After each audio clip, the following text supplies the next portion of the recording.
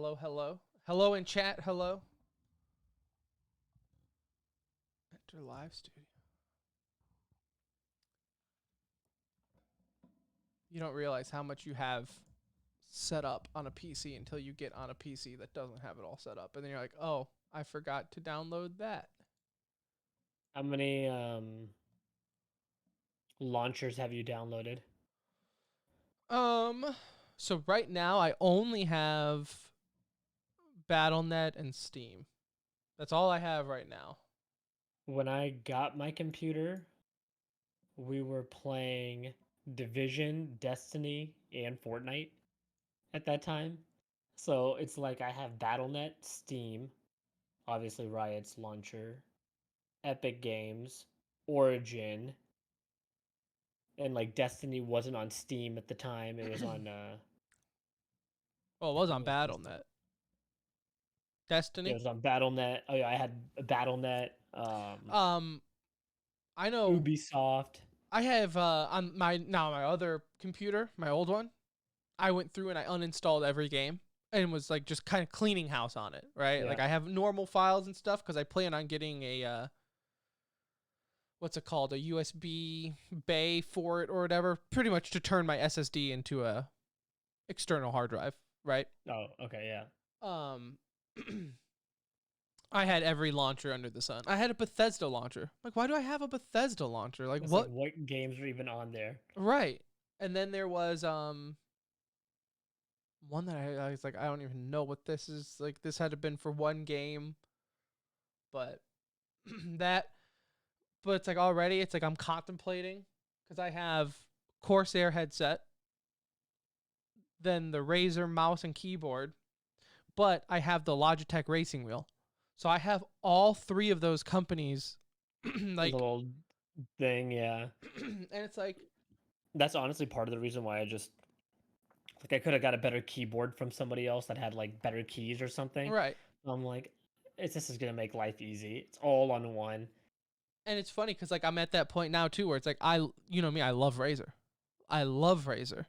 but I have a Logitech racing wheel. Razer doesn't make racing wheels, so I guess Logitech is the winner. So next time I go look for stuff, I'm gonna look Logitech just for the sake At of, least see if there's something there. yeah, Yeah. like just to minimize the amount of stupid crap. Like every company has their own shit. It's ridiculous. All right.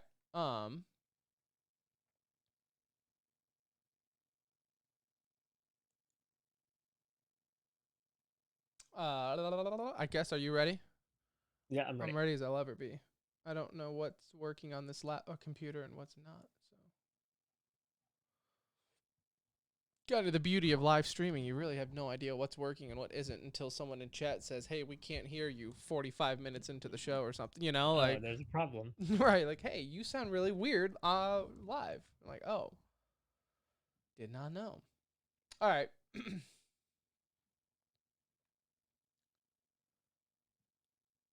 Welcome to episode 332 of the Centering Esports podcast presented by Alt. And this is going to be the best episode ever because NA is number one. Not breaking news. We all knew this, but NA is officially number one. So we will talk VCT Masters and recap everything there, as well as Yikes of the Week to get to and a handful of e-news to end the show with. But before we get to any of that, let me tell you about the show's sponsor in Alt Esports. Alt Esports is the number one esports apparel company under the sun and above it. It is the best lines that you can get. They are actually, funny enough, the number one apparel company is also partnered with the number one team in Valorant. That is right. You can go and get your official Sentinels merch at altesports.com. I cannot guarantee, but I'm like 99% positive there will probably be a special edition championship t-shirt very soon. So keep an eye on Twitter at Ultimate, also altesports.com. That will be where you will want to go to get your Sentinels merch. I'm on there right now, Anuj, and it's just the alert at the bottom of the screen that lets me know someone's buying stuff, all Sentinels. It's Sentinel Fever at altesports.com. It's DDK, and you're listening to TCR. Okay, so let's start.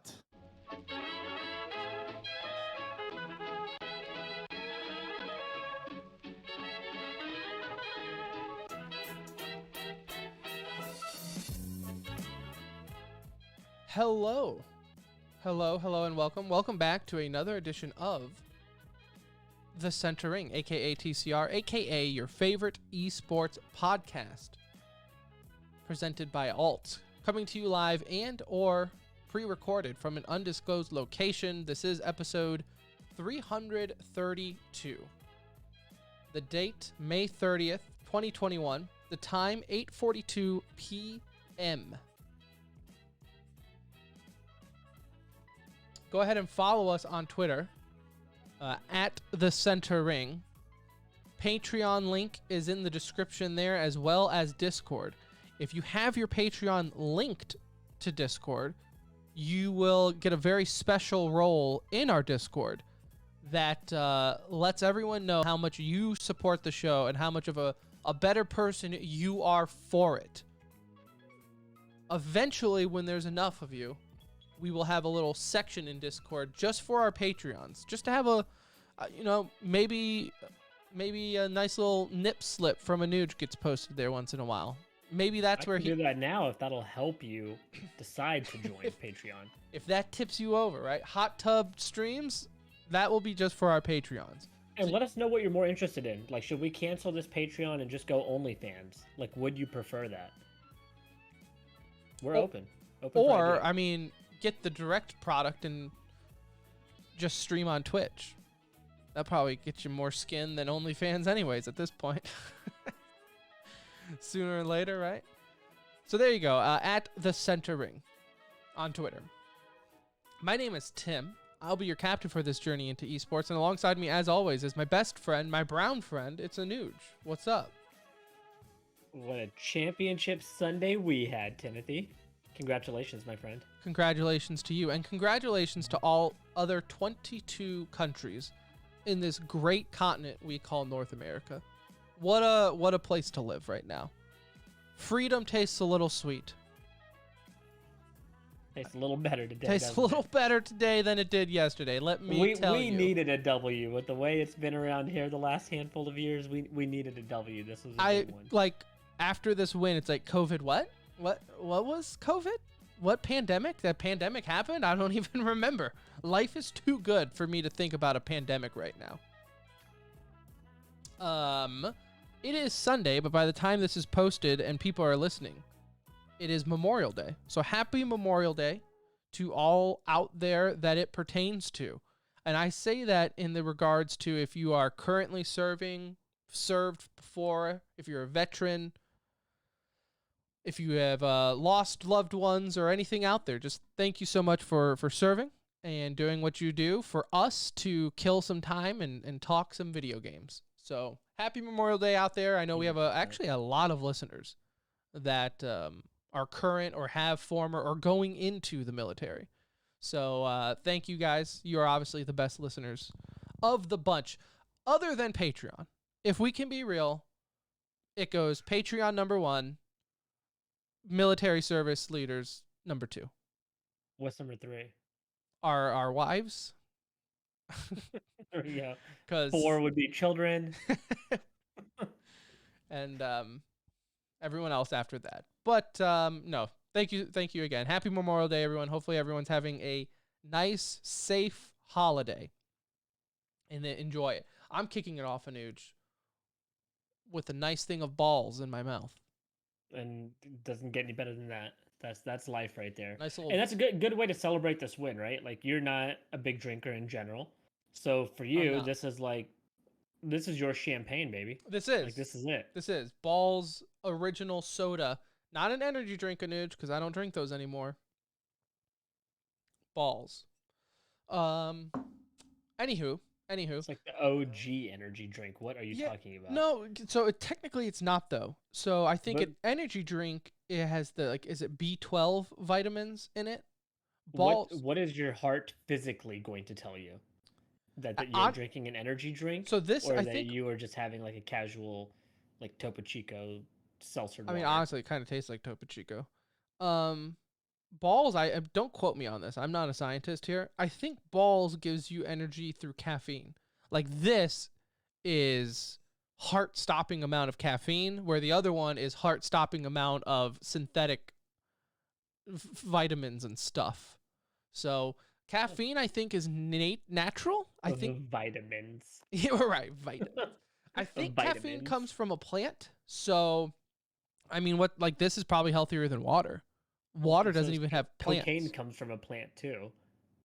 I mean, can't be that bad if it comes from the earth, right? That's true. 'Cause, I mean, come on, it's organic, really. This is an organic pop, so I'm doing myself a service by drinking it, really. A little show news: I did add a new member to the family this weekend here. On Friday, I was able to get a new gaming computer, Anuj. A nice little 5-pound bundle of joy. I feel like I see you in 4K right now. I just feel like everything's so fast. And it's funny because like I've seen you have 2 children, and yet this is the most excited I've ever seen you. This doesn't disappoint me. I can see that. And it never will. It never will. I will tell you what is disappointing, Anuj. If I can just go on a little bender right now, is this goddamn motherboard RGB light that will not save the memory to the color I set it. I'm about to turn it off. By chance? What's that? No, it's address Aorus? Is that it? Aorus? Oh, okay, yeah. Well, don't worry then. MSI sucks as well. Okay, so it's not just me. Like, it's just never wants to do what I want it to do. So I've left it in rainbow mode, and it's just that's what it is right now. And I had all color schemed with my keyboard and everything, and it keeps going back to rainbow mode. Yeah, I just left it in rainbow. Okay. It like seems to just like it. That's what the computer likes. The computer's working fine. So I've changed it. I've had this computer on for 2 days, and I have changed it 24 times to stay purple, and it will not stay purple. But alas, yes. So the reason I'm informing our listeners is because, of course, I was famously known for having a 980 still. So bumped it up, got a 360. Could have gone more, but the dad mode got the best of me, and I was like, no, I won't get the 3080. So it's a budget build with room to grow when prices get normalized. That also being said, if we sound different, if you're watching live on stream or on the podcast, if we sound different, it's really only you that can tell us. So let me know if it sounds different. I'll try to tweak it. I was trying to, I got normal life going on too. So as I'm like dealing with a sick kid, like dry heaving on my lap, I'm also trying to figure out the audio mapping and the sound levels on this computer. So if it sounds off, you just got to let us know so I can go in and adjust it. And it might take a couple episodes before things are right, because already I can tell you things are not right. It's different than what it was before. But that's the beauty of computers. As long as it's close enough. As long as it's close enough, like it doesn't, no one's relying on us to be perfect, but I don't understand. Computers send people into outer space, Anuj. Yet I can have 2 computers side by side with the same exact settings and both react completely different. It's the beauty of it. I do not understand why, but I this is the almost same settings as before. You sound great to me right now. Good. So good, and you sound perfect, as far as we know, and that's all that matters. Yeah, that's all that matters. So, that being said, I have a nice new PC. So. New monitor comes in Tuesday. That's when it will feel that's where the hype levels are going to get high. Yeah, I've ascended into the ultra wide family. So you've convinced me, even though one of our friends were trying to tell me otherwise. So I decided to go ultra wide, because if I don't like it, I can always go back. But what if I never tried?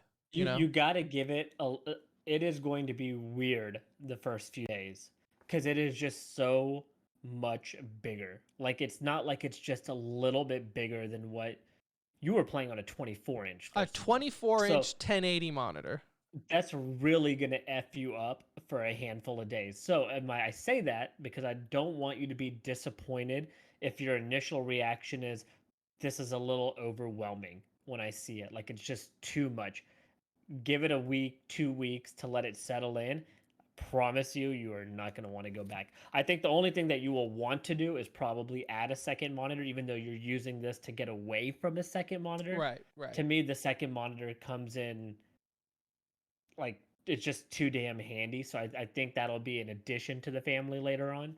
But I think going with the one ultra wide is the way to go. Like it is such a gorgeous looking panel. Like I can't wait. every game looks great. That's the beauty. It's not like if you're a competitive FPS player, I'm not gonna recommend that you get an ultra wide if you're Shazam or your tens, right?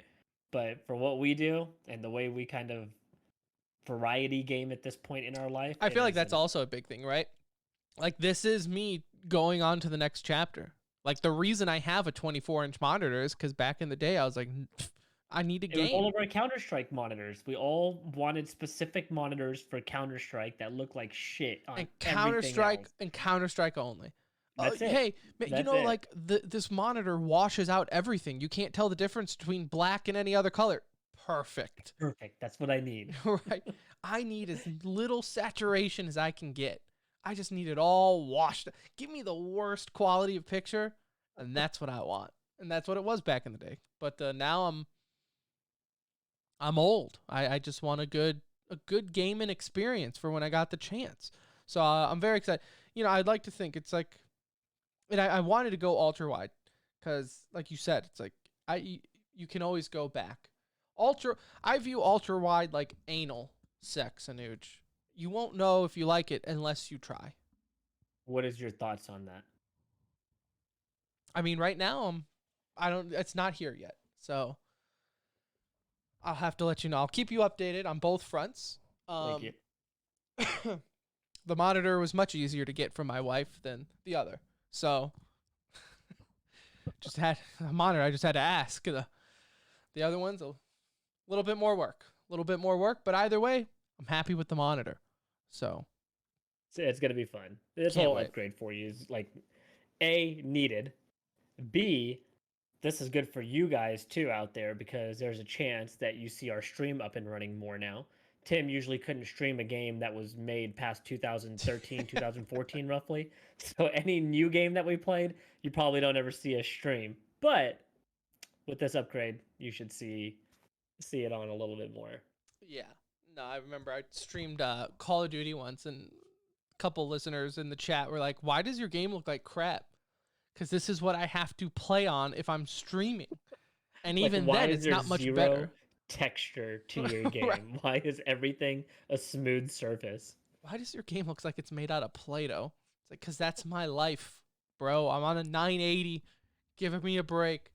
But no, I'm super excited. Super excited. Also, what I'm more excited for, Nuge, is Yikes of the Week because it is Sunday night, meaning we have had a full week of Yikes to get to. Why don't you lead us off? Too easy. Too easy. This is from the world of Counter-Strike. So as you all know, we have our RMRs going on right now. Those are essentially qualification tournaments to get into the major. Each region is holding their own event, and those are run by third-party TOs, right? Like think of companies like ESL, Faceit, like or Flashpoint, whatever. They're all their own TOs. They're the ones that are running these events. So for the CIS event, we have a company called Epic League running it. Epic League is fairly well known. They've ran a lot of events in the CS world, so it's not like it's some small mom and pop shop. Couple of issues here. As we complain about situations with Flashpoint when it's like pertaining to the decision or the big ruling that was made in NIP's favor, I would love to know what our community would think if we ran into these types of issues. For example, for the CIS RMR most important event leading up to the major, this is what they're dealing with. No anti-cheat in a COVID world, first of all, where everyone's playing online in their I houses. mean, we haven't had any cheating lately, right? There hasn't been any never, issues with especially that. in Counter-Strike. It's like it's just non-existent in every form or fashion. So no anti-cheat, 0 second delay, which means no delay, ladies and gentlemen, on GOTV, on GoTV. Um, Epic League also has the same ownership group as Virtus Pro, one of the competitors in this event. And there's also been instances reported of potential cheating that people are suspicious of with certain teams, and individuals being able to have the GoTV password to be able to get on there and view the matches without telling anyone who they are. They're just a viewer in the room. The problem with this is you can see everything, right? With GoTV, you can see both teams, you can see setups, you can see money, you can see everything available to you. I mean, TV is like a spectator. Like if you are watching a game, you see everything. I think even on Everything. GoTV you can set up X-ray. I think you can do everything on GoTV. So, I mean, all of this is happening in the CIS event. In this event, obviously, I believe it just ended today. Um, it's a shame because you're competing in one of the best regions in Counter Strike, if not the best region right now in Counter Strike, right? With Gambit, Virtus Pro, Navi, Spirit. Like, there are a lot of good teams competing in the CIS region. And for this stuff to be happening, and even if these teams are not cheating, let's just say no one is cheating at this point in the event, you've put a cloud of suspicion over everybody, right? Obviously, except take out the teams that we've seen perform on LAN, the big names. Anybody that is a up and coming team that has worked their ass off to get to this point, that's doing things the right way, you've put a cloud of suspicion over everybody for accusations that are being made against Akuma, who knocked out Navi. They knocked out VP, unknown team. There's suspicion tied to them, whether they are or not. Like, we don't know officially, but it's just disappointing to see this level of incompetence for such a big event, and it's even more infuriating that like Valve once again just won't step in and like at least set some barriers, right? Like, you're already so hands off. You can set some guidelines to this and make it mandatory. Putting a Go TV delay, Tim, is a 1 second task. A 1 second task. It's not like we're saying, hey, you got to stop all matches or replay anything. It is literally a 1 second match, and it's almost customary to have a 90-second delay on GoTV, which is the equivalent of one round, right? So I just don't understand what's happening here and why it's even. I don't even know why this is even happening or how it's happening. It's funny because you watch streamers who play FPS games, Counter Strike, Valorant, whatever, Overwatch, any FPS or any game that requires any type of competitive drive to it, and even streamers bitch about possibly maybe they should just stream on a delay because of stream snipers. And here you are on a professional level not streaming on a delay. It's Um, pretty unbelievable. it really is. I mean, And the I don't password for understand what GoTV was the Valve, same as the password for the server. So they were saying like people were able to figure that out and which is log in, probably so they like had to change password that. 123. Like it's probably Yeah. not even that genius of a one. The thing I don't get though throughout all this, and this is not just for CIS, but even NA, and it seems like every other RMR event out there, is Valve likes to be. I've never seen a company be more hands-on and hands-off at the same time. Like, they love putting in their rules of, oh, coaches and no coaches this, and these players are banned, and these players can't play for life, and oh no, now they can. And they love putting their fingerprints on things to take credit for it. But then they also just love to kind of shove things off to these TOs and being like, there you guys go, it's all up to you now. And it's like, I don't understand. Like, this is leading up to their major, like Valve's official event. Like, you have to have some consistency throughout all of these. The fact, like Flashpoint, I think now they use it, but they got called out because they weren't using official timeout or overtime rules. Like, guys, Yeah. how is And they this not? changed that midway through the tournament. Yeah, Changed midway the through. rule midway through the tournament. Like, if anything, you'd at least be like, well, we got to go with this tournament with these rules because we already started with it. Like, sorry, it's just, you know, competitive integrity, as everyone likes to say. So I don't understand where, like, at some point Valve has to be like, we're looking equally as dumb as all of these TOs that are doing this. Because ultimately it does, in my opinion, come down to Valve. Yeah, I mean, the most hands-off big game esport there is at this point, right? Like, we don't even know how many people are actively working on this game, let alone is anybody monitoring the esports side of it, other than, like you said, when they want to interject on big things, right? Like, they'll come in here and there, but But even to then, it's them, so the vague on. major, I just don't think the major to them is that big of a deal, unfortunately. Like, the big things come in game updates or cheating accusations and things like that, but the major to Valve is like never been a big deal. Like, it's just another event. And I don't know if that's because Counter-Strike has millions of events, whatever it is, like whatever reason there is for them, I don't think that they believe majors are that big of a deal. Like, they just are another event almost. And so they don't want to be involved in it. Gaben doesn't want to appear to it, which is as much of a meme as that is. It's also like some hidden truth behind it, right? It's like It's very telling that he has never been to a major for yeah, it's CS. like your parents like the other sibling better. They still love you, like they still like you're still their kid, right? But they clearly like the other kid better, and that's kind of what this feels like. Because I know they like Counter Strike and they do good things for the game. It's some of when updates do come out, relatively they are pretty good when they change up the map pool.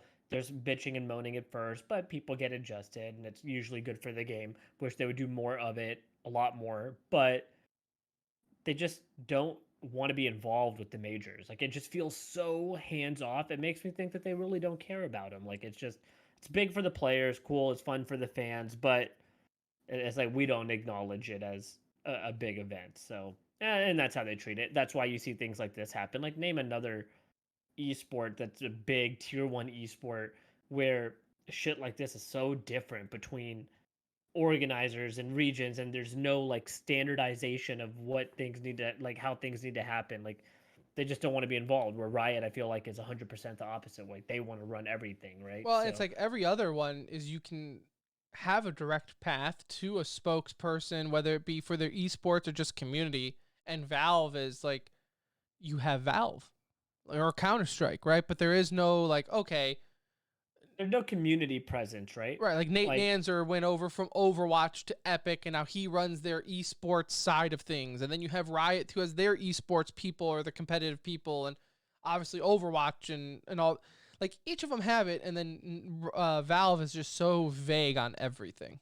I mean, Hiko made it as clear as day, right? Hiko, who's been in the scene since 1.6 days, is playing thousands of tournaments for Counter Strike, worldwide events, said in the first few months of playing Valorant, he had more communication with the devs and people involved in Valorant than he had ever had with CS:GO and during all of his time. That I think he said he had never spoken to anyone directly at Valve, if I'm not mistaken. Either way, he said he had more communication with Riot in his first like month than he had in his 15 years of history with Counter Strike. Like, that's also fairly telling. So Yeah, big yikes overall.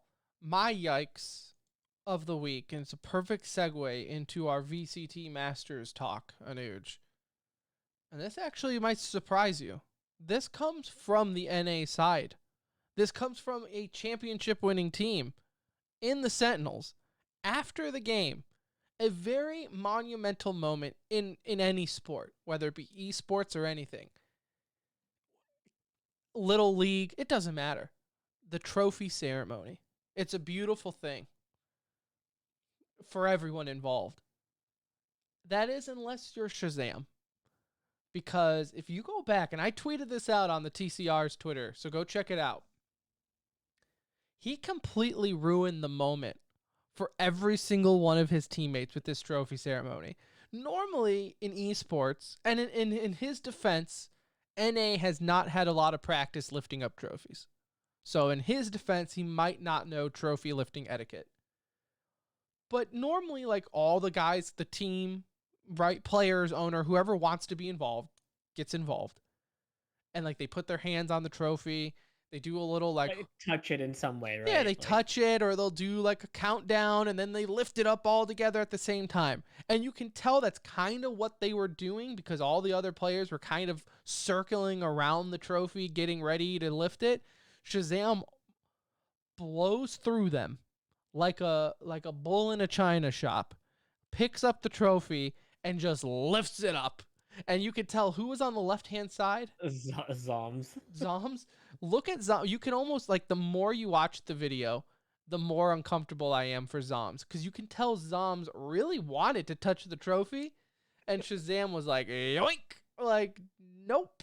It's mine. It just, Zoms was still kind of reaching for it after it was even up like, in the air. Like, let me get in and then here. eventually he just gave up. I don't. To this time of the recording, Zoms still might not have touched the trophy. He still, Shazam might still be keeping it from him. I don't know, but Shazam did the team dirty. He did the team dirty. None of them will Look, mind it, but he did the the team nice dirty. thing is, Tim, this is going to be the first of many opportunities for that squad to lift trophies. So we expect a better showing for round 2, but they gave us exactly what we wanted for the event. So yikes, but we obviously have much love and respect over Of here. course, but you really have to do yourself a service, because you didn't see it until before the show, and I was like, Yeah. have you seen this? Am I the only one who noticed this? But it's like, poor. I couldn't stop watching the loop. It's You like, know, like I just kept watching. I was like, oh man, poor Zoms. Socially it feels like, when you're in public and you think someone says hi to you, so you say hi back, and then you realize like, oh, it was someone behind me. That's what it feels like. But like Zoms went up for the high five, and just Shazam wanted nothing to do with it. It was just hyped, you know. Just so hyped. He just couldn't even think about it. Went and picked up the trophy. So hopefully Zoms gets his moment with the what. It's actually a pretty good looking trophy. I didn't like it at first. I did not like the Masters trophy. I thought it kind of looked boring. But I guess with the whole setup of the stage and like the style they were going for, I kind of turned around on it. Kind of all went together. Yeah, kind of looked good on there. Hoping for like a big boy trophy for champions though, like something twice that size with. Yeah, and that's like a handles, good maybe thing too. Like a good reminder for some people on this one is like, like, it's Masters, but it's not like a major in the sense of like how you would think of like the TI or even Counter-Strike. This is still just more or less a qualifier. Think of this more like MSI, right? It's okay, For yeah. your league fans, this is like, Perfect. although a mid-season invitational, we're doing it quarterly. So every 3 months, essentially, we are getting a Masters champion leading up to the final, which is going to be champions, which that will be equivalent to the TI. Yeah. Okay. And, So and that's a they good acknowledge example. this in their post-game speech too, right? Like, hey, this was a great win, and we're excited to get the first one because it's a big one, and obviously it qualifies, and we'll get into all this in a moment. But they even acknowledge, like, hey, the goal is actually to win champions. Like, Yeah, like this is a big one, and it's especially huge given the storylines going into it. Obviously, NA versus EU, and really just every other region involved. How is that going to turn out and everything there?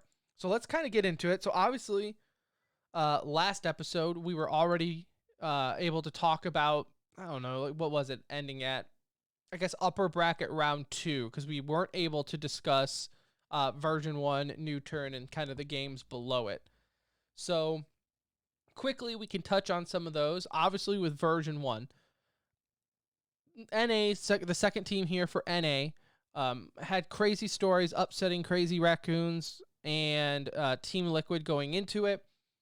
I'll say this right off the bat, and this is without any type of NA favoritism, okay? And I know that's what people are going to say is, oh, Tim, you're backing off from your statement. This is, they were NA and people were talking. No, Anuj. I'm not going to allow people to rewrite the narrative here, okay?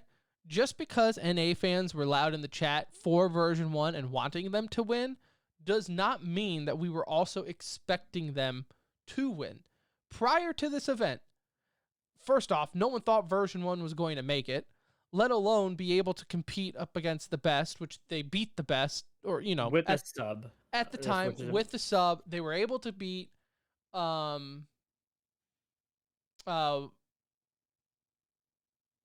just saw anal in the chat and it just threw me off. Someone brought it up. They beat Liquid early Liquid. on. Thank you. So they were able to defeat Liquid. So yes, we were riding high, right? Maybe we were a little cocky. Maybe as NA fans, we were a tad cocky and arrogant going into it. But at the same time, I don't think, like I saw on Twitter, Twitch esports, which don't give them too much thought, where like New Turn shocked the world. Like, I mean, did they? Like they beat so I think where the shock comes in for New Turn was, yes, beating version 1 was a big win for them, right? But we, at that point, we hadn't seen any of the Asian teams really take home a big win, right? They beat Sharks early on. They beat who was it? Who was the other team? That the other team got knocked out so early. I don't even remember who it was now. Crazy But Raccoons? yeah, Crazy Raccoons. I think they got sweeped, right? Like didn't even win a map. No. So for New Turn, it was like big in the sense that the Asian region took their first win, and it was against NA. I think where version 1 is just disappointed is I felt like that was a game they kind of, I felt like they had that game. Like they were so comfortably whooping their ass on Haven that I almost feel like they might have let off the gas just a little bit, but the score line wouldn't even indicate that because both second and third map were so damn close. But like they so comfortably won that first one that I wonder if they just took a little bit off, and that sometimes that's all you need. For a team to come back up, sneak up, and bite you and take it, and that's what New Turn did. You know, This is outside of that, oh, go ahead. I was gonna say my my thing with version 1 is while watching this game is remember they are a young team. And the one thing that as a young team is when you're riding high, you can ride that wave. But when you get shook, that's when kind of that inexperience and the youngness comes out. And to me, version 1 got shook. Like we were even talking during the match where, we were like, and that's it. Like it's yeah, I think there were still like 3 rounds to go for New Turn to win, but me and you both were like, no, they're done. Like you can see that they were rattled. They weren't visually. They almost needed Icebox, like that first map, right? Yeah. Once they lost that first map in overtime, started getting a little nervous for the boys, overtime right? was not their friend. No, it really wasn't. And then going into the second map in Ascent, I think you and I even mentioned it. What, after Fnatic won 4 or 5 in a row at the beginning, I think they lost the pistol round and then like went on a run there. You could kind of just feel the tides had turned at that point. Like it was gonna be really hard for version 1 to all of a sudden snap back into form, and things are gonna go everything their way. But they represented amazing. Like they should be so proud. Honestly, like they really did not disappoint at all. First of all, they whooped up on Crazy Raccoons to start off the event. That was the first day. The hype was real. Like NA won, EU won that day in their first matchup. And then they go out and beat Liquid. We couldn't ask for any more from them. Liquid was one of the favorites for this event coming in. They were definitely looked at as a top 2 or 3 team, at the very least number 3, between them and maybe Fnatic there. But Liquid was like considered a powerhouse. So they came in, and that was a huge win. They lost to Fnatic in lowers. There's no shame in that. We knew Fnatic was a good team. I think the New Turn loss is probably the one that's going to haunt them a little bit more internally. Like that's the one that they need to get over. I think the Fnatic loss, look, it is what it is. I think if you go back and watch the Fnatic loss, if you're version 1, what you're going to see is, and like you said, Fnatic is the better team, right? Just first and foremost, just on paper, they are better. But what you're going to see, and this is something that you can kind of work on, there were a lot of times where that you just had the bad luck on your side, right? You go through a doorway and you need to check 2 corners, left and right, and you looked right and they were left. A lot of times I saw that happen with them in that Fnatic game. And, on the scoreboard, yeah, it looks like you suck, right? But anyone who's played an FPS knows that feeling of like, what do you want me to do? It's the same guys who, when you get shot through a smoke and your teammate's like, why, hey man, don't die next time. And you're like, let me ask them to not blindly shoot my face through a smoke next time. Let me just ask them to not randomly hit me, right? It's that same vibe of just like, there were a lot of times where, especially in that Fnatic match, if you're version 1, just hang your head high on the fact of like, there's not a whole lot you could have done in some of those scenarios. No, I mean, like I said, they played really well. Overall, they played really well. I think their only like real bad map was that last one on Ascent against Fnatic. Every other map that they played in this event, they did incredibly well on. So I think they're gonna walk out of there feeling like, hey, we didn't win this. Maybe we wanted to go at least into the semis, to feel a little bit. They went into the upper semis, which was great, but I think they maybe got knocked out a round too early from where they were at such a high after that first win, and NA wins both their first games, and then version 1 beats Liquid. I think they really thought we're meeting Sentinels in the finals, right? Like that was probably as kids, like you're gonna think ahead, right? Even though you tell yourself don't think ahead, you're naturally gonna think ahead, and I think that's maybe where they got caught a little bit, but still expect really good things out of them. I mean, they got Whippy coming back onto the roster, which to me seems like a weird situation now because Jammies is gonna be one of the hottest commodities coming out of this event, being a free agent after this. Jammies was incredible. Like he was so good. There's so many maps where I didn't know who he was until I was watching them for that first time on that first day. I was like, damn, this guy is really good. Like, so I think he benefits from this the most because he walks out of here a free agent and he's like, I got this experience. I got this gameplay to back it up. Like, he looks really good coming out of here. Do you think it was always planned for Jammies to play Killjoy on Ascent, or do you think that was Zelsis saying, like, if I die one more goddamn time with my turret out, I'm going to break my computer? His timing is like, it's always one or the other. It's either perfect or it's the absolute worst timing. There's really no in between with Zelsis. It's almost comedic, right? It's not like, I mean, the game is literally, we're talking a matter of half a second makes the world of a difference in their type of competition. But he's always on one extreme or the other, where it's like, damn, what a perfect time to lay down that turret, or oh dear God, why do you have your turret out right now? The guy is turning the corner. As a Killjoy main, it makes me feel a little better though, because it's happened to all of us. When you're like, oh, It's the life you live as Killjoy, unfortunately. Yeah, because in your brain you're always telling yourself you can go a little further. I could put the turret right here, and it could cover this doorway, or I could put it just a smidge closer and get that one little angle on it and be okay. Yeah. And it's always that one little angle that's gonna get you. For whatever you should start reason. telling yourself that now when you're putting it down, like just put it down, go, Yeah, put it down and go. Just get it and go. Like that's it. And like don't waste your time. So no, version 1 represented NA, I think. I mean, with 5-star rating, no real complaints there. Now with New Turn, overall their performance again, 3rd overall in the event for a first time international. Korea was one of those regions that I highlighted in our preview where I wouldn't have been surprised if we saw them in the finals, just because Korean is one of those regions that seem to just play every game they play. Yeah, every game they play, but it's also because it's like the way they play it. It seems like they typically create the meta in the games they play, just the style that they play. They've always played super aggressive in Valorant from what I've seen. So, I think you should also be happy with their performance. Now, they had a announcement right after, though, that Solo is announced. He's announced he's retiring. I think he's 16-year career. So they have already losing his spot. Longtime teammate, Perry, is also waiting for them to find a replacement for him, and he will also be stepping down from the team. So both of those guys have kind of been together for the last 10, 12 years or whatever it's been now. It's been a long time they've been playing together from Counter-Strike till now. So who knows what happens there? Yeah, I mean, the team's going to have a major overhaul, right? So that's you're losing 2 of your fiercest competitors. It's going to hurt anybody, right? Whether they're veterans and you think maybe their prime is now past them, they bring a calming presence, especially at a LAN type event, that probably gave them the ability to go as far as they did, right? Like they're walking out of here also with their heads held incredibly high. Like that's an outstanding performance by them. But Anuj, we all know if they wanted to win this event, they would have. They just chose not to win it.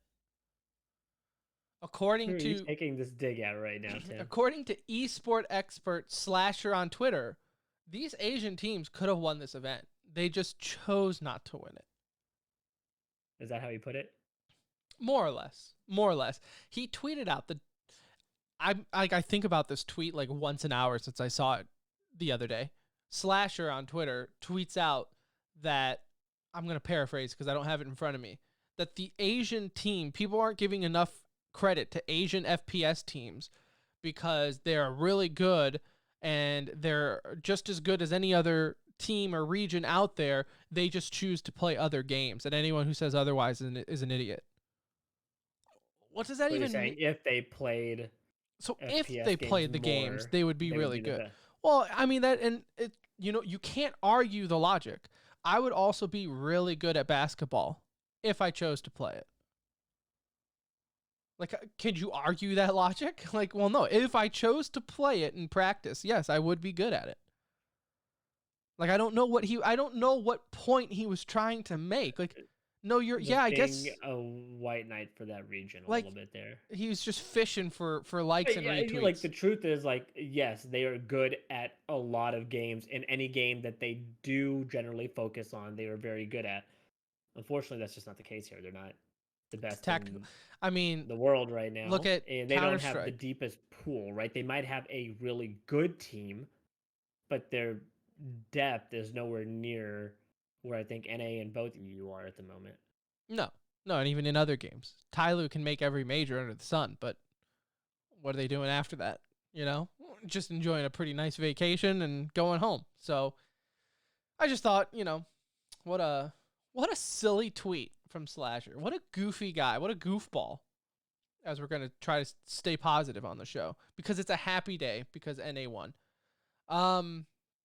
So there's that. What other matches? I guess EU, Tim. Why don't we talk about EU for a brief did moment? they even show up? Were they even in this event? I didn't notice. So it was a beautiful thing that they had to knock each other out. Yeah, nice. so we did have the EU showdown in the lower bracket finals with Fnatic versus Team Liquid. Now, prior to the event, correct me if I'm wrong, Liquid was like the favorite to win the thing, let alone... A lot of people projected Fnatic too. Like, so Liquid and Fnatic both were regarded like 1A, 1B type situation, right? I saw a lot of analysts actually had Fnatic. I think almost more had Fnatic winning it than Liquid, but they both had them as like options to win it. A lot of analysts, I think only the NA analysts had Sentinels to win, from what I saw. So I would like to see, like, back in the day in the paper when your sports teams were playing, you could go and see every journalist pick like laid out. I would like to go see something like that because I know a lot of people also would have picked Sentinels to win in general, right? Like it's not like we had some dark horse that just rose to the top. I think the beauty of this whole thing is people just didn't think our NA side was like that good, but Sentinels was the best of that group, right? So like, yeah, maybe they look good, a god amongst men type situation in NA, but hey, wait till you play us here in EU, and we'll show you how good you really are. And after last episode, as you know, NA started off fierce, right? Like we won both matchups. Sentinels 2-0'd Fnatic, version 1 2-1 Liquid. That was it. Started to get a little nervous, obviously, as Fnatic knocked out version 1. So that was a notch on their belt, right? So that was EU's first big win, I think, of the event was Fnatic beating version 1. And they, again, as we discussed that game, so we really won't dive in much there. That's where Fnatic and Liquid had to meet up. Can I say something, though, about the version 1 Fnatic game? And it's just the difference in perception of a person under different light. Boaster. Very likable until he plays you.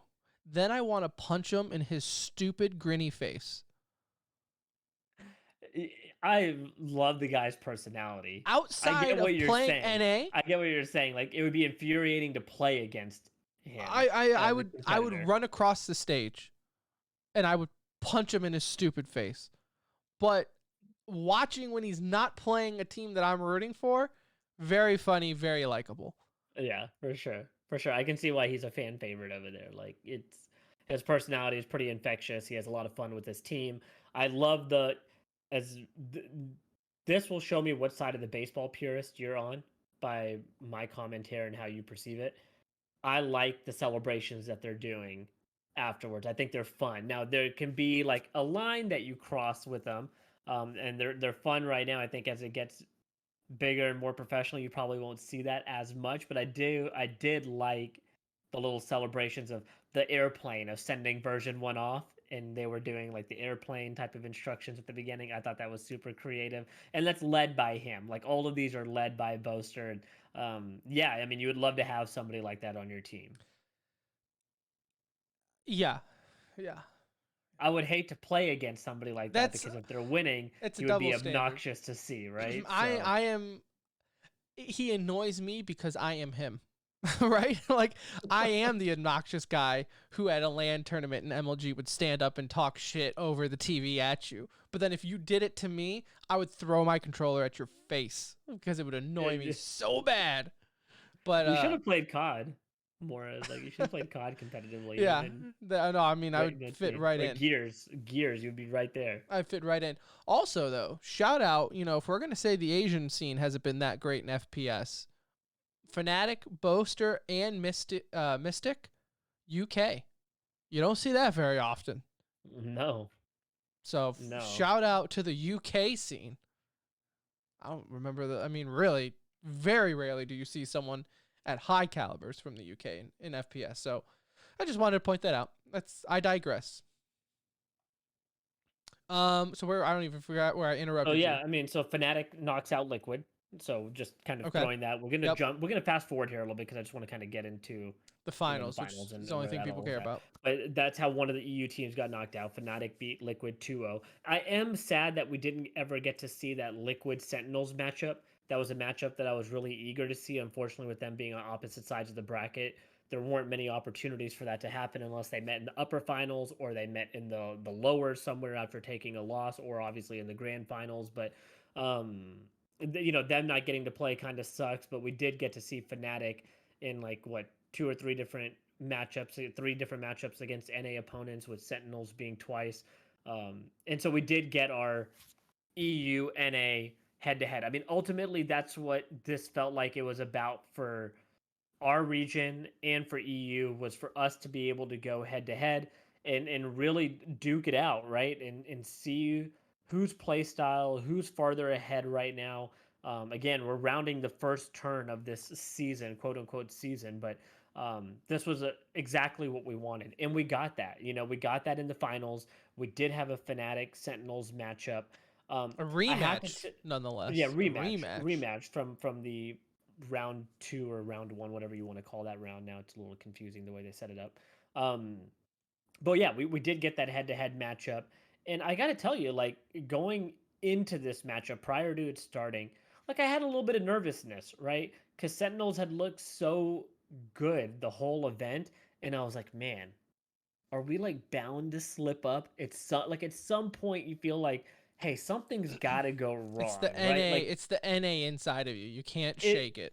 it really is. Like that's how we're born in that environment. And I kept telling myself like, okay, as you go into that first map, and Fnatic's second half is absolutely insane. They win like 6 rounds in a row, and they finally pull ahead. I was like, had just nerves going into it, and I was like, damn, Sentinels continue continue to find a way to be clutch.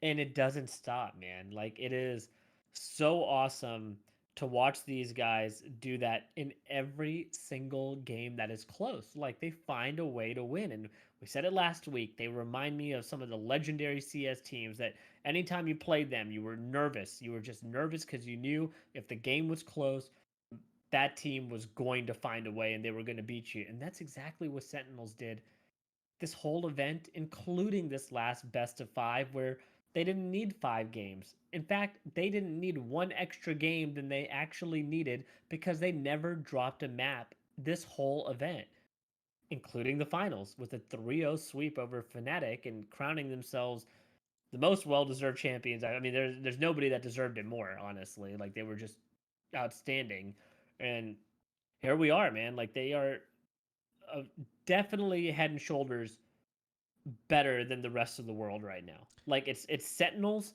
it's NA, and it's EU. They are just their own category right now of God mode, and I don't know if they can stick together and find a way to keep tens. I don't know how you stop this train right now. Yeah, I don't see how anyone could argue the results on this one, because you're right. They not only, because it almost helps the fact that the finals, although the score line 3-0 was a blowout, right? The finals themselves, so the maps themselves were anything but. I mean, this was what's a big boxing, This was like, yeah, this was like a round for round. Evander Holyfield. That's one person, right? Versus Tyson or Lennox Lewis or someone. yeah, I don't know boxing, but you get my reference.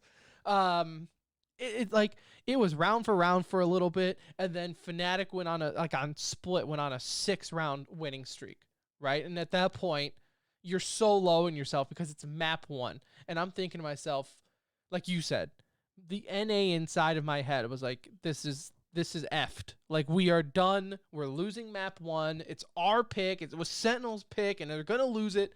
Like, first off, you pick Split for your map, and then you let Fnatic pick what side to start on. Like, are you like how like, I don't know if that was like a 200 IQ play or just full on arrogance. Like, I'm like, I don't know what to think with that. And then Fnatic goes on a 6-round winning streak, and at that point, it's like offense. On offense, right? So the defense was crumbling behind Sentinels. So everything was setting up, but then, long story short, it goes into overtime. Sentinels sweep it. Kind of a surprise pick, and I want to talk about this, was tens on Raze. And you talked about this before the pre-show, and I wanted to bring it up for this reason. On a professional level, I don't get it, because I'm with you and how you were saying showstopper. On a professional level, I guess it's more so for intimidation or like the off chance it's the insta kill or the 2 kills, but I feel like there's more of a valuable agent pick there.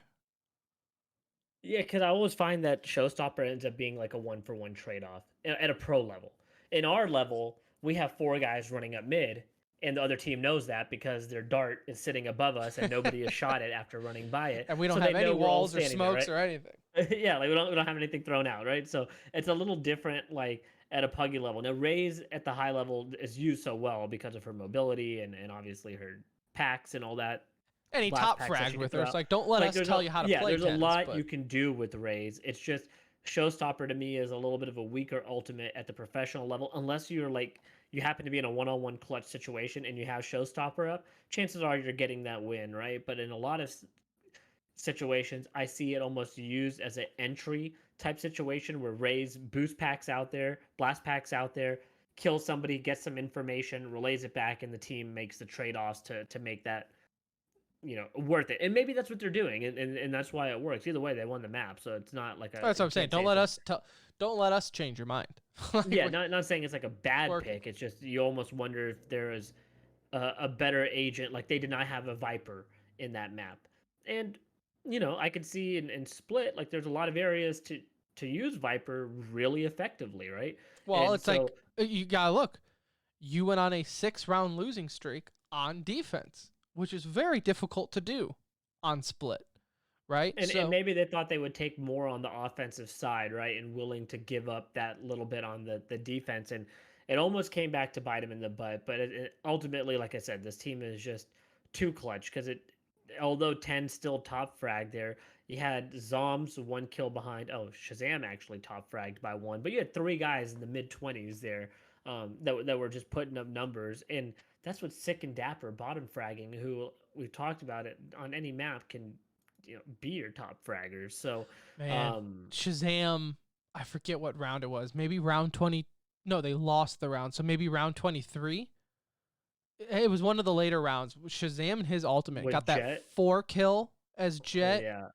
Oh, man. I said this the other day that Shazam on Jet is so nasty. Like this guy hits some of the craziest headshots with those damn knives, and like I don't know if he has a sensitivity change when he's using those knives, but like it's like he's looking one way and then he'll like 180 and completely just rock somebody. And so, You want to see a you tale know, of two Jets here. Shazam top fragged 25-23 on Sentinels. Jet for Fnatic, Dirk. That's how you say his name, right? Dirk. yeah, I think it's dirt. Bottom fragged went 10-22 as a And Jet. like, A Jet, your only job as a Jet is to kill. Like and that like, is your job. this is not a knock on Dirk as a whole because he was also Of, so badass, right? It's I just mean, he look, happened to have, look, you had a bad map at a bad time, we've right? Like all that was we've all not the been there. time We've to all run been there. out there and go 10-22 with Jet on your most important map of the tournament at that point in time. So you're right. Like the head-to-head matchup of Jets was a 15 kill differential. That's absolutely tragic for Fnatic. But again, like they played good enough to win any of these maps. Like all of these maps, this was probably the closest 3-0 you could have. I don't think you could find a way to have a closer 3-0. You had two maps go into overtime. Actually, yeah, you had Well, two maps Bind go went into into a overtime. triple overtime.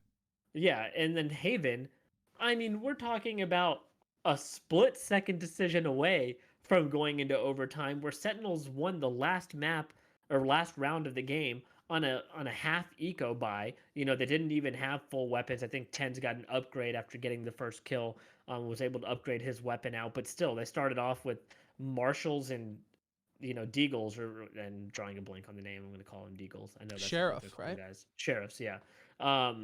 In that round. So that was also potentially a third overtime game that we have, but you could not have had a closer best out of three, which I think is the only thing that EU can rest their head on is like, man, we're a It's round or two close. away I mean, from look at Haven. having this a 3-0 on our side. On Haven, Sentinels finished the first half 9-3. They went 9-3 in the first half of Haven.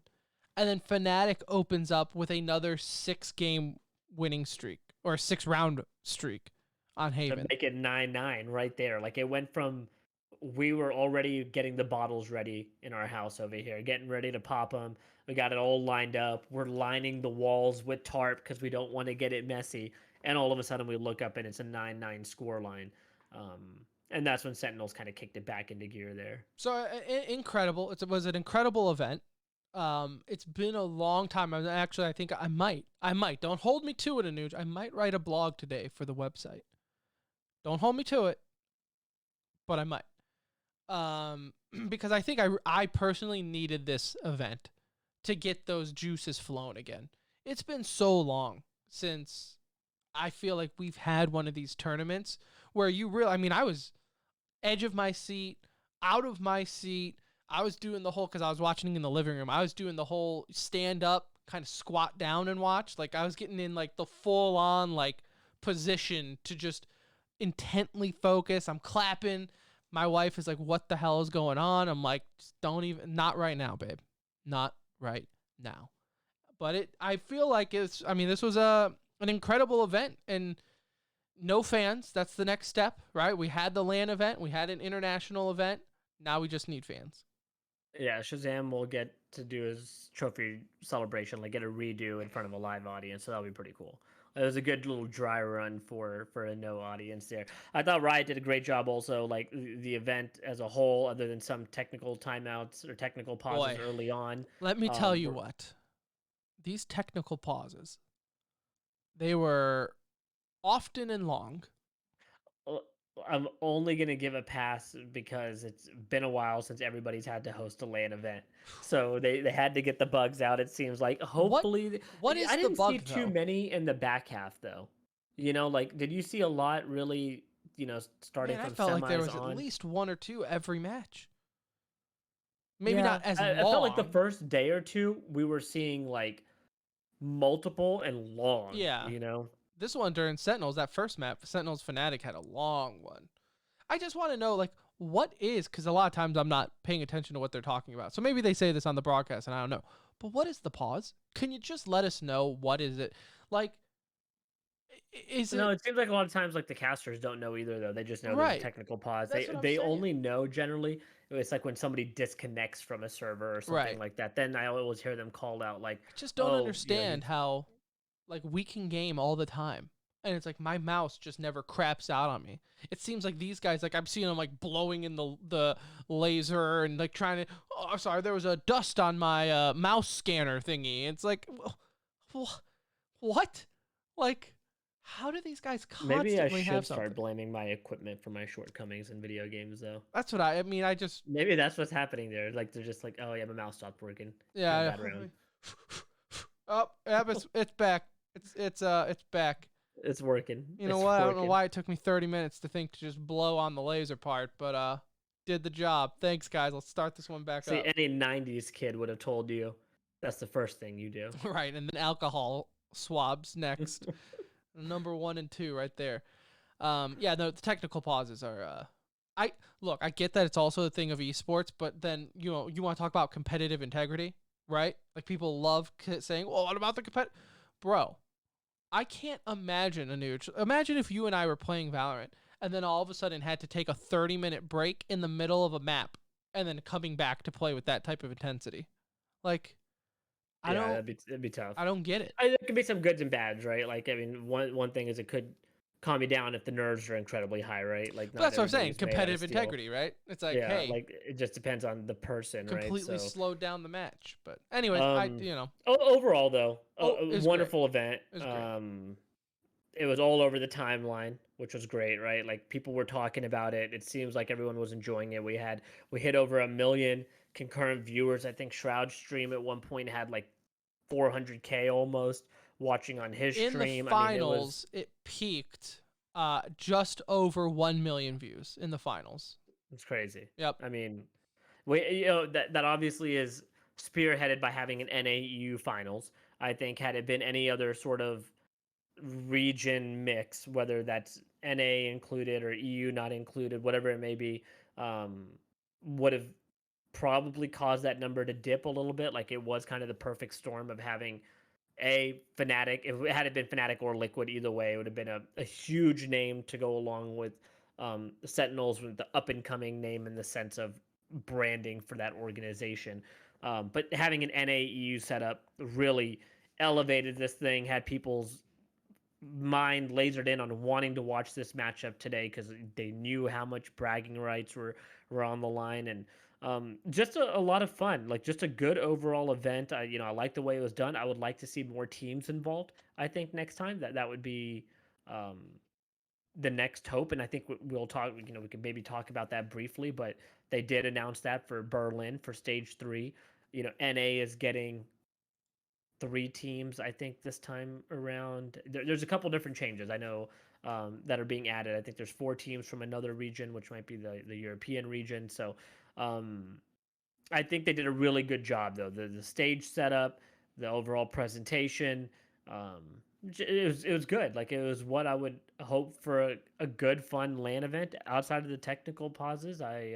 Maybe they're stealing too much of a page from Counter Strike's playbook, so you can like cut back on the technical pauses and we're Gucci. But overall, great event, and super stoked that our boys came out on top, and we're the best, Tim. Like it is what it is, my friend. Like And what are you that's really supposed to what say? matters. That That's is all there is to it. because I'm not gonna lie, we probably would have canceled the show tonight had we not won. I don't think I could have faced that music.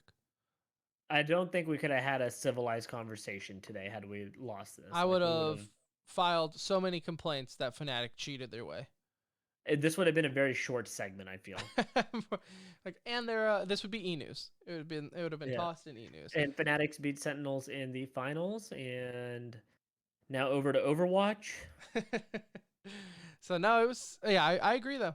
Can't say anything different. Awesome event. And I know we said last time there is stage 3 starting up soon. Like I have it in our. couple of weeks if I'm not mistaken. I'll tell you. Just talk about something important for a second, Tim. So we'll have Breeze in the next event, so we get to see some professional play on Breeze, which I'm sure will mix You can up stop there. No the one's agent listening to you. pool. So for Masters 3 Berlin, the regional team distribution. Wait, is that what we were talking about? Just Is that what I was looking when up? it is. I have the breakdown of the teams on here. Mm, I don't have the dates. mm. I think it's September though. Oh, I do believe it's in September. okay. Well, then we have We have plenty of time. plenty of time. Plenty of time. But there are like 400 qualification matches leading up to it, so it'll probably kick off next week.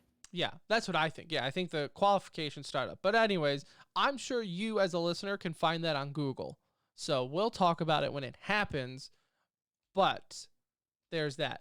One other looming thing on here, and there's really not a whole lot to discuss, but it is Sentinels and Tens. Because don't forget, Tens is still technically on loan from Cloud9. So He even said it, man. He goes, "Hey, look, I hope to be playing with these guys in the future." He doesn't sound 100% sure. which is funny because he seemed pretty determined to be a streamer, Anuj. He said he wanted to focus on content creation. Yeah, and then in the broadcast, like obviously they're all talking to these players, right? Like the talent and all that is getting an opportunity to talk to these guys. And what they said is that he really didn't care to compete in the online era. Like he wanted LAN events to make it, make it more appealing or whatever. Which if that's the case, like fine. I'm having a hard time like thinking Doesn't that was really the right. only motivating factor there, but If you're a competitor, whatever. you're a At the end of the competitor. day, he is back. He is playing at the highest level. He is the number one player in the world. He did just almost lift a trophy along with Shazam, and you couldn't ask for anything more. Now his situation's so unique because it is a loaned out player to them. Obviously, Sinatra is not coming back to Sentinels, and maybe unless this whole tense thing doesn't work out, like maybe they find a way to get Sinatra back up into the lineup. I don't Maybe. know. Maybe they give but him to I Cloud9. look, whatever Cloud9 is asking for, like as much good as Sentinels is doing for NA, he's not doing that for Sentinels because his asking price is going to be absurd, right? Like I don't even know how they would be able to afford it unless they had like some crazy amount of money on like just liquidity there that I don't know if they do, or maybe maybe they do have it. It's just it's got to be an insane number. Like what do you think they're paying for somebody like him? Just to spite Tens, if I was Cloud9, I would make it a stupid amount. Just to spite it's him. probably, would you say over under 750K if you were guessing? Over. Do you think it's over $1 million? Yeah. At this point, like now if you asked me prior to Masters, sure, but because there was rumors that it was going to be $1 million already. Now you just had him win the Masters on loan. Yeah, I just don't know. Like Cloud9 he's not has gonna go. all... The problem is, it's what are people willing to pay for him, but he has to be willing to play, right? Like he holds a significant amount of power in this situation because it's not like Cloud9 can just sell him to any team. He's not going to play then, like he's already shown that he's willing to walk away, whether it be for a brief period of time or a long period of time. Like he's already shown he's willing to walk away. That's what I'm saying. So if I was Cloud9 really though, only negotiating with Sentinels. Like you are not negotiating with anybody else. This is 100% a negotiation with Sentinels. But if I was Cloud9, let's be real. Tens is the number one player, and NA owes him everything. But he did Cloud9 dirty. 100%. Real dirty. 100% did him dirty. They built the roster around him, and then he said, peace out, I'm going to go stream in a hot tub. So now he's winning the Masters with another team while still technically on Cloud9, saying, like, oh, I would love to play for these guys. If I was Cloud9, I would rather him rot on a stream with my logo on it than to give him... He gets shitted on too hard by the community for doing that, though. You're Cloud9. Cloud9 is You'll America's survive. fanboy right now, right? You're Cloud9. Cloud9 is like America's team and how they're kind of associated, right? So I think it's not going to be cheap, though. I mean, like the price is up. They might not gouge them, but I mean, it's definitely a seller's market in that regard because it's not going to be cheap. I can't believe players still don't have like buyout prices listed in their contract to where it can't be negotiated like this as I you go. can't believe it wasn't like something at least set in stone at the beginning of it. Like the fact that you still don't have a set in stone price prior to going into the Masters. Like if I was Sentinels, I'd be like, no, Like no, no, no. if it wasn't set in stone, then obviously Cloud9 is going to be like, yeah, we're not going to really.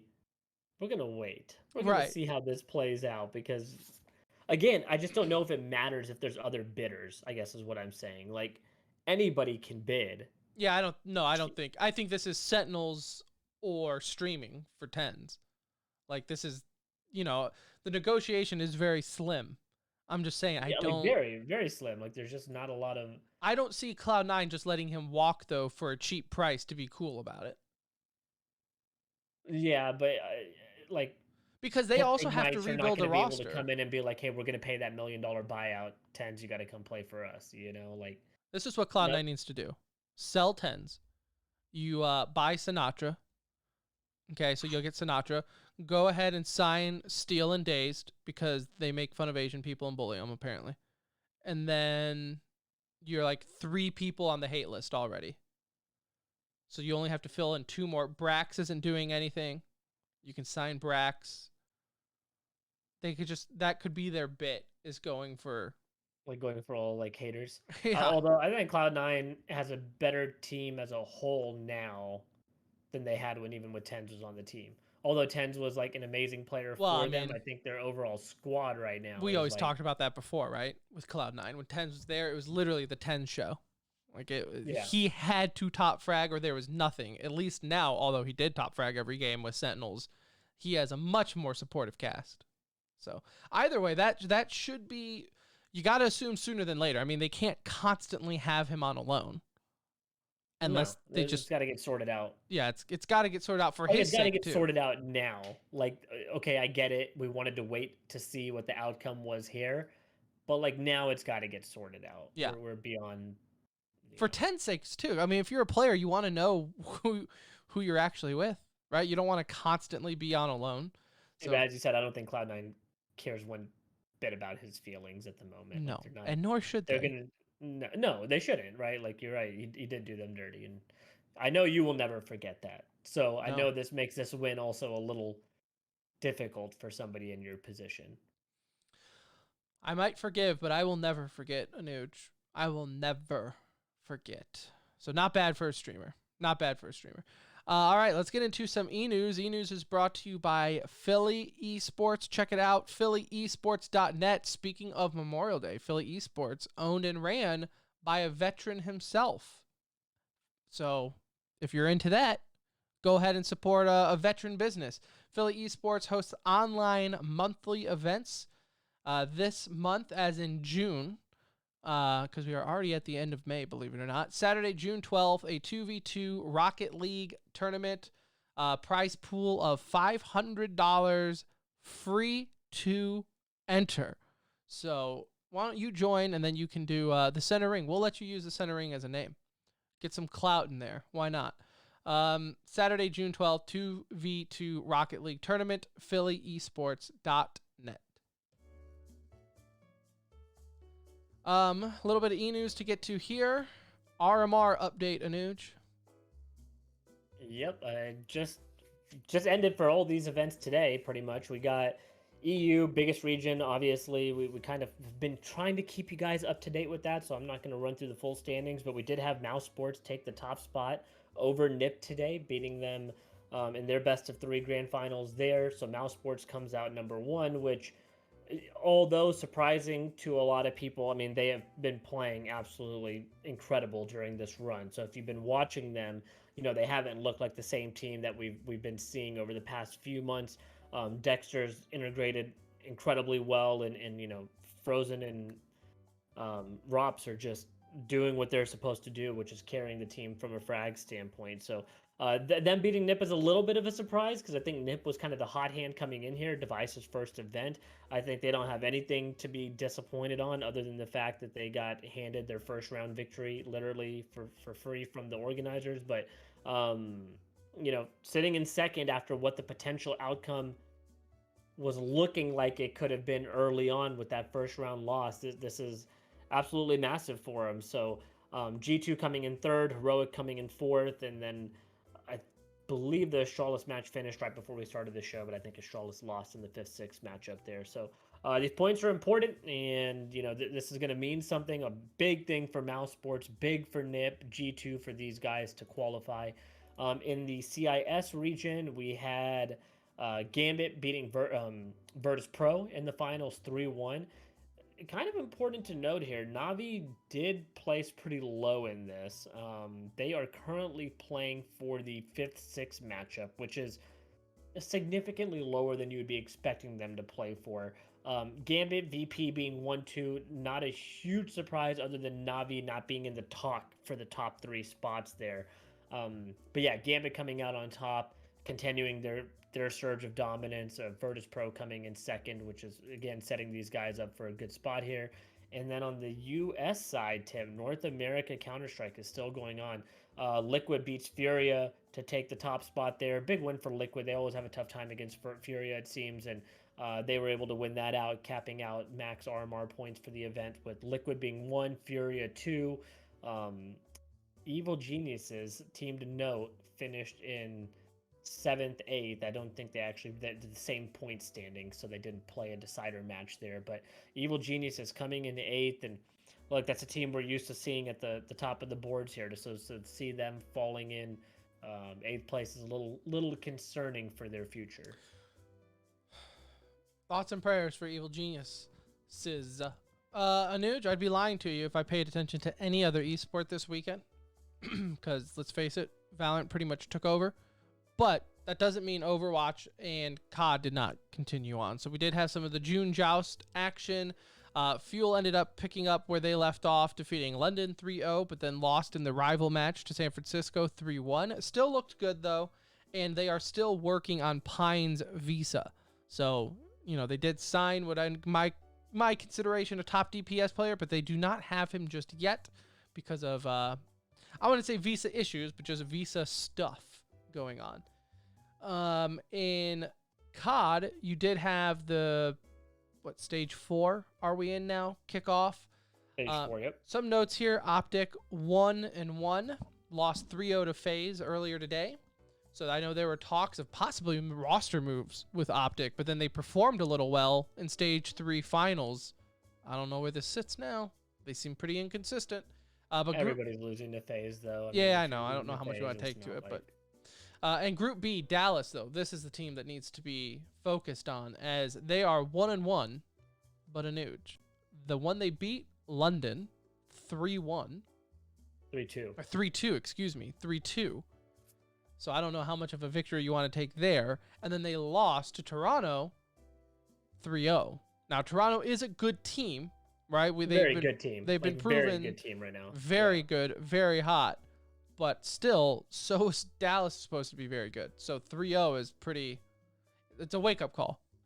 It's a wake-up call. I mean, kind of the same situation we were just in, where we wanted to see Fellow during, going to have to take a little bit of time. Now Vivid taking that spot. So again, it's not only a relearning for Vivid to get acclimated, but for them to kind of all get on the same page.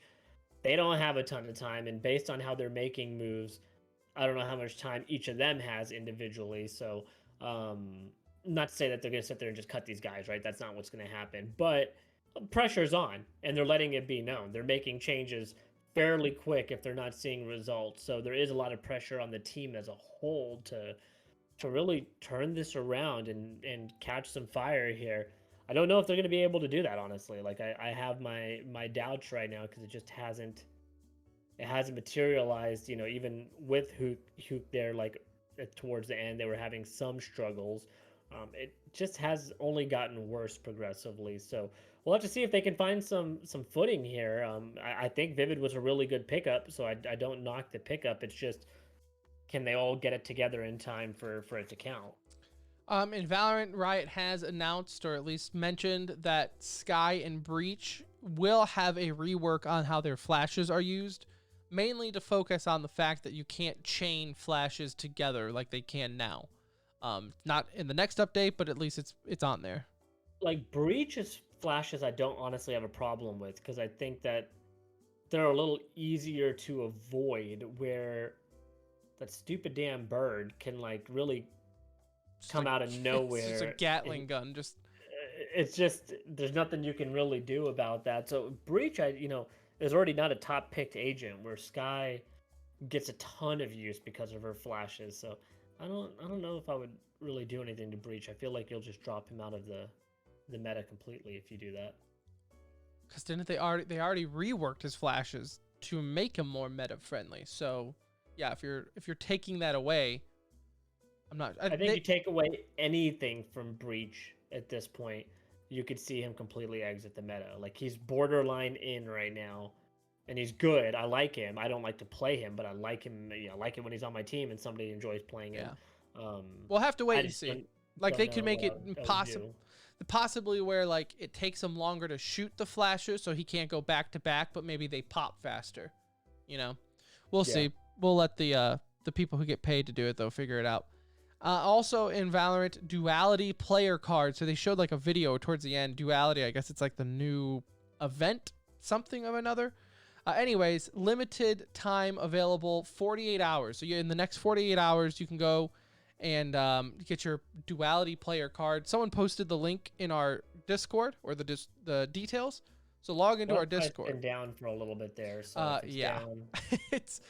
Listen, tweeting it out or putting it on a stream with over 1 million viewers, it's gonna crash your damn site. Yeah, we're gonna need longer than 48 hours to get this, because it's Pretty sure they're gonna extend it, because that's all I'm seeing everywhere. Yeah, the site is not working. In other FPS news, Anuj, we have a world record as far as peak viewers are concerned in the world of esports, as the Free Fire World Series in Singapore has peaked at 5.4 million viewers. The hell is Free Fire? It's funny you should ask, because I had no idea. So I'm going to preface this with A, I don't believe that number at all. B, I understand it's a different part of the world, so maybe. But C, I still don't believe that number, because it's also a part of the world that is known for view botting. Free Fire, though, looks like the worst mobile game I've ever seen. It's got like the character design of Fortnite, but like the world detail of PUBG. It's like they just said, you know what? This game broke 5.4 million? It's like they said, like, I can't decide what game I want to steal from, so let's just steal it from all of them. Like, let's take a little bit from like Realm Royale, a little bit from, what was that 80s game? Was that Realm Royale? No. Realm Royale was the one where you turned into a chicken. I never played it though. You're talking about Radical Heights. Radical Heights. Like, it looks like a mix of H1Z1, PUBG. This is trash. This did not get 5.4 million. I don't believe that number. Fake numbers. Take that off E! News.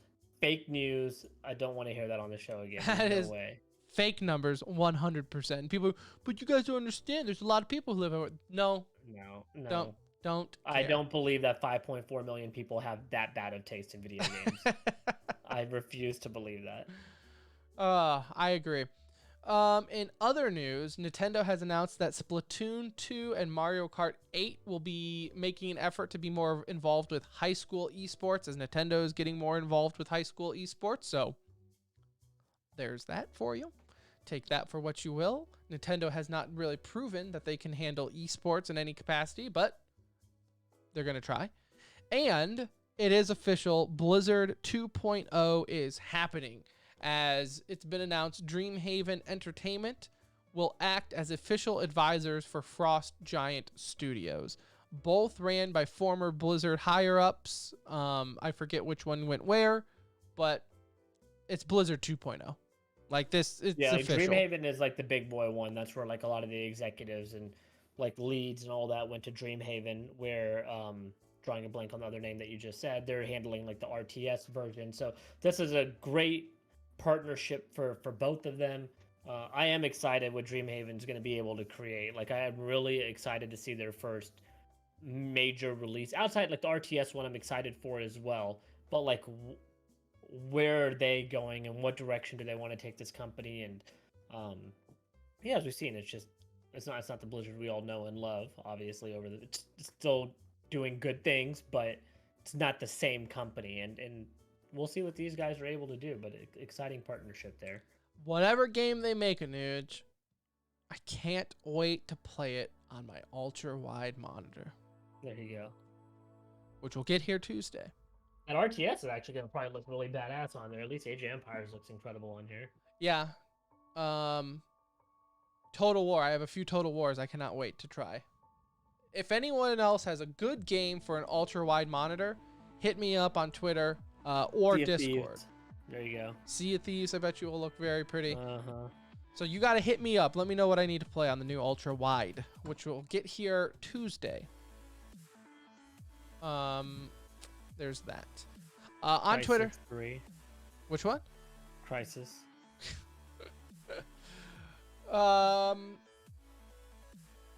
Anyways, go ahead and follow us on Twitter at The Center Ring. Our description, Discord is in the link there, as well as Patreon. So if you want to support the show, there's that.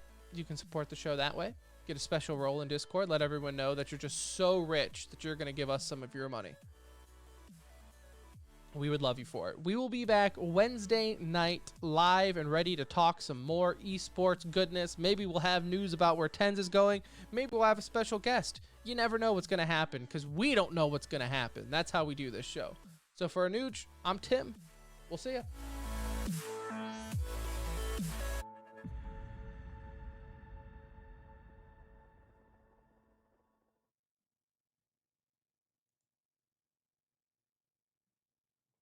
I saw it was like about to go halftime and they were losing. Thank you, Corey. Thank you. My Corey? Isn't that Corey in chat? I don't have chat open. Knob Urok? Yeah. What did he say? What did Corey have to say? He said, well, he was the one who brought up anal and it distracted me. Can't go wrong with some good anal, though, you know?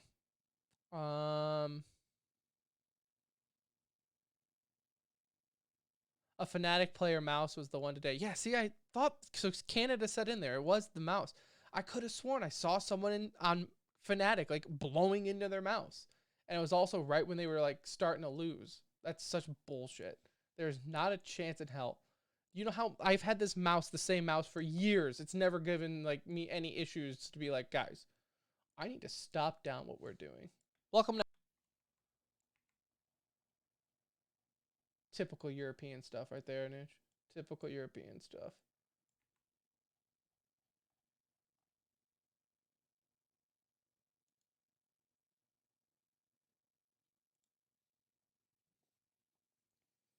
But then Corey said it was a good show.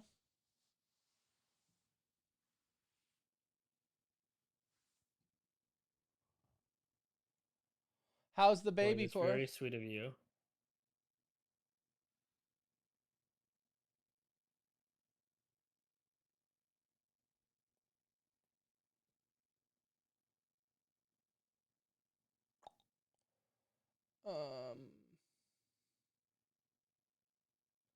This will just have to do.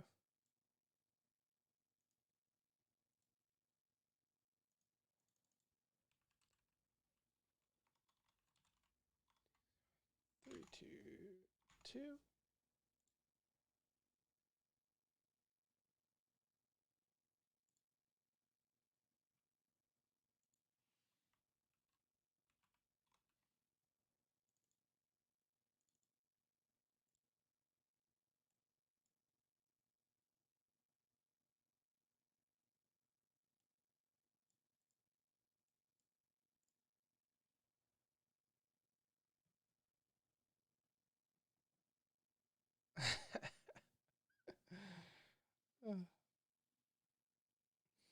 Babies are good.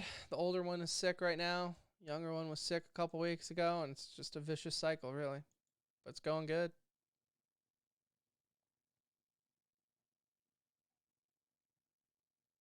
I was telling Nude we all gotta get together for a LAN or something. I don't know how we're gonna do that with all kids, but we'll figure it out. It's funny, my boss at work, Anuj, he's on a golf trip right now with a bunch of buddies in like Mexico or whatever. And I was telling him, I was like, man, I was like, with my generation and all my buddies, like we just play video games to where it's like we would almost need all of our wives to go out of town and then we could just stay home and play. Like, Yeah. like that's honestly better for us if they just all go.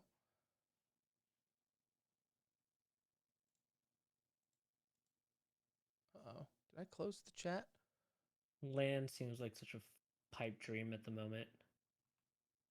It's just not even worth unplugging everything and then just I mean, using the it would be laptop. my It's like, I'd rather just play on my ultra wide and sit in a comfortable chair and sleep in a bed. It just like depends. If it was all of If it us, was like DreamHack or something, that would be pretty cool. see, I wouldn't even mind like if it was like Donuts, because Donuts' house is set up so perfect for it. Like they just have like an upstairs with nothing in it, So We don't like even play any games with it. I don't even know what does he play. No, I know. I'm just saying that Yeah. Like there's not even a game out that we would all enjoy playing at LAN, honestly, right now is the thing that would suck. just Valorant, right? Even though But as a group, that's just you and me. yeah, Right? That's the problem. Like Kamar doesn't care to play it. Ronnie kind of half-assed will play it here and there. Corey doesn't play it. Donut doesn't play it. funny enough, There's like really not a game out that we all play, which is kind of sad when there's so many of us that like to play games. We don't have one that we all like to play together. and it's like what's coming up that you think we'll all play? I mean, Diablo will play. Yeah, but I think Diablo will all realistically Diablo 2 will all play for a month and then some will start splitting off. I don't see myself lasting with that game over a no, month. yeah. I mean, what game does anyone play more than a month nowadays? Yeah, I mean there are like some out like we played the last Call of Duty a ton. Like how much did we play that last Call of Duty? Like so much. Warzone. Not Warzone. The actual Modern Warfare. Like you and me played a ton of MP in that game, right? We only quit because they never came out with a fucking ranked game, Had they did though, we probably still would play it. Oh yeah, we would have played it at least up until the new game came out, or still like at least gone back, and then it came out so late we were like done with the game. But like Battlefield we'll all probably play, but again, that's one of those games where we'll play a lot for like a month and then we'll occasionally go back to it when it's like, fun to do something unless their BR is really good maybe. Battlefield I'll spend the $60 on to play for a month.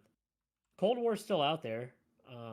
Corey, it's just not really that fun compared to Warzone. I don't like the game engine at all for Cold War. It just doesn't feel good. Like the game to me just doesn't feel good. Like Warzone got shitted on as a game, but the engine was probably the best that Call of Duty ever had. The shooting felt amazing in Warzone or Modern Warfare, but in Cold War it feels kind of shitty, honestly. My issue is just when the games come out and you just know like there won't be ranked play or anything. It's just because I don't like Warzone. I like MP. So when they don't focus on MP, it's just kind of like, oh. I mean, shit, the reason I'm playing WoW as long as I am is because I actually have friends that are like playing it consistently, so it makes it fun, Yeah. It's the only game that like multiple people are at least playing, so it's like, all right, I like the game enough to keep playing. It's not perfect, but everyone's playing, so I'll play. Yeah. And there's at least enough to do in that game where it's like, yeah, I'm not on as WoW as much as Anuj and these guys are, but yeah, no, I was playing earlier today. we're all kind of getting ready for 9.1 right now. It's supposed to come out here during the summer, so get a character, get him leveled, get him kind of the way you want him, learn to play him. Yeah, but no, I was on WoW. I'll kind of play Valorant here and there. WoW, I don't know. I've been having such bad gamer ADD right now. Nothing's been catching me. But now that I don't even think it's gamer ADD. I just don't think there's anything out that like can satisfy the itch right now. It's like not even a you problem. I think that's just the gaming industry problem right now. Is there's just not anything out there that's like new and captivating that I'm like, oh, I need to be playing this game right now. And like I also knew, like knowing that like I was getting my new PC, and then like this new monitor's coming Tuesday. I really like. I am just waiting to go and download a bunch of old games that like I want to now play through on the larger monitor. Like it's just gonna be completely different. For me, my best game that I played when I got my computer, had to be Destiny. Destiny looked so good on the ultra wide and played so flawlessly. I just wish Destiny was like fucking good at releasing content. Like their content cycle is so trash, and like they do some really badass things but like not enough of it, which is what's frustrating. Right. Destiny I can play for 3 weeks and get everything done that I wanted to get done generally. Yeah, I thought about getting Destiny too. I have to wait for Destiny though to do like one of those sales for the latest expansion. That's the other problem is they keep charging for every expansion, and it's like release a free one in between or something. Like you're not making it that compelling for. Yeah, the gunplay is the best by Destiny has far the in best. Destiny. I mean, I tell It's people not that even all day. close. It's the Yeah, gunplay in Destiny feels better than like any FPS I've the ever played. fact that Destiny hasn't made a BR is a little frustrating because I feel like that's a BR I could really enjoy playing with those type of gun mechanics. Well, you mean like it's crazy too that they've never once focused on the competitive side of things because it's like you have the best feeling game, even from like the sliding and like some tweaks here and there, obviously, but Time to kill is fine in Destiny. Like it's no shorter than COD. It's longer than COD, I would say for sure, it's because you have a it's shield on, for right? sure So longer and headshots are like the headshots are punishing, which they should be, you yeah, know. like I think Destiny as a BR would do just fine with the time to kill. Like people would be able to get away and fights would last longer. But there's no building or anything like that. So like if you're in a gunfight, somebody's generally going to die. Apex, the gunplay is good, but the time to kill is incredibly annoying with the amount of bullets you have. Like I want more fucking ammo. I don't want to be reloading every 2 seconds in that game. Man, I'm no. Yeah, like it might be, but they could tweak like the shield regen or something for a BR mode, right? Like it doesn't have to be exactly the same I as also the think it game you're matters on what playing. guns they have in BR, right? Because Destiny is one of Yeah. those guns or games where it just really depends on what gun feels so different. But yeah, Destiny, I want to play again. Just I gotta wait for those expansions to go on sale. Also, the reason we didn't get on this Destiny though is because this Destiny expansion came out like what, only a couple weeks before or after WoW, and we were like, well, if I have to pick one, Like I'm like, never gonna go play Destiny right now, like yeah, that was the problem. it's going to be WoW. In Also, Destiny, I never feel bad about joining late in an expansion because there's no sort of competition to get something done first. It's just to get it done, right? So if I go back with 6 weeks left in the expansion, well, if all my friends are with me, I don't give a shit that it's like 6 weeks left. Like it doesn't physically matter at all. I also wish in Destiny though they did more like larger parties, like the fact that the fire team is what, 3 people. Yeah, like they did add more like raid content and all that now. So like you can do 6-man raids if you wanted to But like and even if stuff it's like just that. But us the chilling, general group to get everything done being 3-man is a little that's what I'm saying. annoying. Like Like if we're all playing together and we're just chilling, doing missions, going to planet, doing quests or missions, that's where I need the bigger group, right? I thought I thought they might have also. I wasn't sure. I Did feel they? like there was some update that increased party size to do what you're saying. I think you can't do like nightfalls and things like that with more people though, like Right. the But just as far as casual yeah. Destiny 2 party size. 3 people. In Destiny 2, you will roll 3 fire team. I don't know. This seems Maybe it's just for PvP. well. Like This is pretty PvP, you out of can date. queue. Let's see here. I don't know. I guess But Destiny is a great looking game. Like it looks real, like probably the best looking game I played on the ultra wide because it was just so smooth. Like I don't know what it is with that game, but it feels like butter when it's running well. I will check it out. Sea of Thieves was really good on the ultra wide too. Like Sea of Thieves, I really liked on the ultra wide. The water looks honestly watching Kamar play Sea of Thieves at his house and WoW when I was over there were like two of the biggest reasons why I went ultra wide. because those were the games that we were playing at that time when he got his ultra wide, and I was like, damn, this looks fucking. I want to download Star Wars Battlefront 2, but I also want to pick up when it's on sale the fighter one, the Starfighter or whatever, flying around. I think that would look really, really cool too.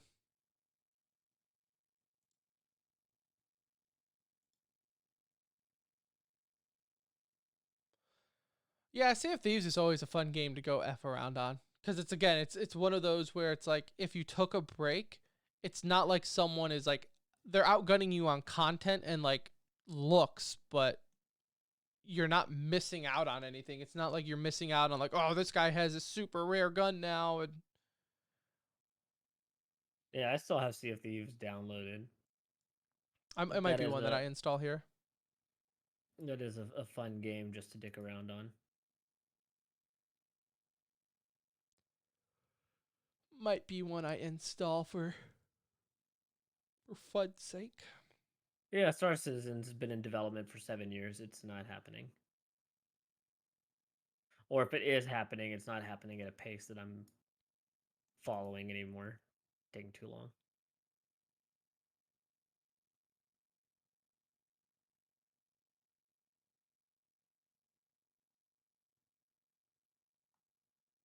There's a handful of games I want to download. I've heard Red Dead Redemption 2 is really good, widescreen. Who knows? I think Pantheon comes out before Star Citizen. Star Citizen overpromised. That's the problem. They could have released a game by now, but every time they hit a milestone, they promised something else to be in the game at launch. And now they hit like $200 million or 300 million, whatever it is, and they've hit every fucking milestone. So they're promising you a galaxy bigger than Star Wars. Like, it's not gonna fucking happen, you know? Like, you overshot, and there's just no way they're gonna be able to release what they're trying to release. I don't think anymore. Like, I have money in that damn game, so. And they're still in development. Like, they're doing stuff. It's just not fast enough. Like, it's still very, very buggy.